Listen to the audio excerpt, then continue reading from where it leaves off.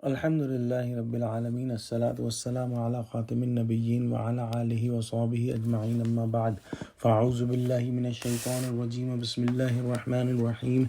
Qala Allah ta'ala fi Surah An-Nisa, walillahi ma fis samawati wa ma fil ard, wa laqad wassayna alladhina utul kitaba min qablikum wa iyyakum an ittaqullah wa in takfuru فإن لله ما في السماوات وما في الأرض وكان الله غنيا حميدا. Translation: And to Allah belongs whatever is in the heavens and what is on earth, and we ordered those who were given the book before you and to you Muslims, fear Allah, to be pious, and if you disbelieve, remember unto Allah belongs all that is in the heavens and on the earth, and Allah is absolute rich, owner of paradise. In the next ayah, Allah subhanahu wa ta'ala says, وَلِلَّهِ مَا فِي السَّمَاوَاتِ وَمَا فِي الْأَرْضِ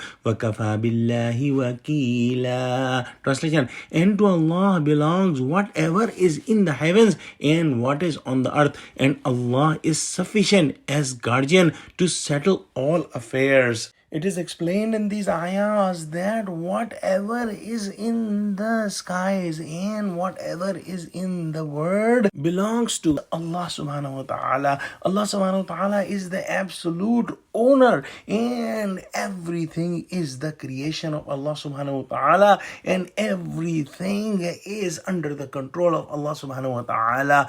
Allah subhanahu wa ta'ala has the absolute authority on everything in the universe. Allah subhanahu wa ta'ala has the powers and authority that however He wants to keep His creation, He keeps, and whatever commandments He wants to give to His creation, He gives the commandment. Nobody can change Allah subhanahu wa ta'ala's will, and Allah subhanahu wa ta'ala has commanded the people of the book before you, O Muslims, and He is commanding you as well, O Muslims, that get the taqwa of Allah subhanahu wa ta'ala, get the fear and love of Allah subhanahu wa ta'ala, to be pious. And when a human being has taqwa in his heart, he will have the iman and he will have the good deeds. He will try to get the rewards of the hereafter, and he will try to go away from the punishment of hereafter. And then Allah subhanahu wa ta'ala says that if you disbelieve, you cannot do any harm to Allah subhanahu wa ta'ala, because whatever is in the world and whatever is in the skies, Allah subhanahu wa ta'ala is the absolute owner, and He is also ghani, meaning that He is free from any need.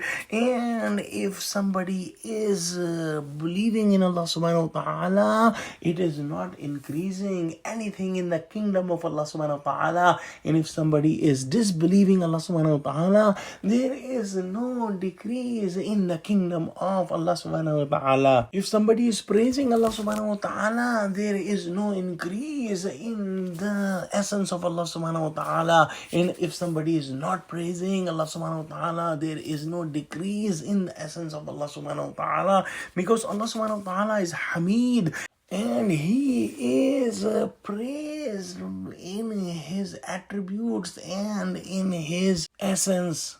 So if somebody is praising Allah subhanahu wa ta'ala, he is doing good for himself, but there is no change in the status of Allah subhanahu wa ta'ala. Allah subhanahu wa ta'ala is the owner of the whole universe, and He is sufficient as the only guardian, and He settles all the affairs. In these ayahs, 3 times mentioned that whatever is in the earth and in the skies belongs to Allah. The first time means that He is all sufficient and there is no limit to His treasures. Second time means that He is free from any need, and any belief or disbelief does not increase or decrease His kingdom. And the third time, best guardianship and mercy for His servants if they do taqwa. Oh Allah, give us true understanding of Quran. Ameen wa akhiru da'wana alhamdulillahi rabbil alamin. Assalamu alaikum wa rahmatullahi wa barakatuhu.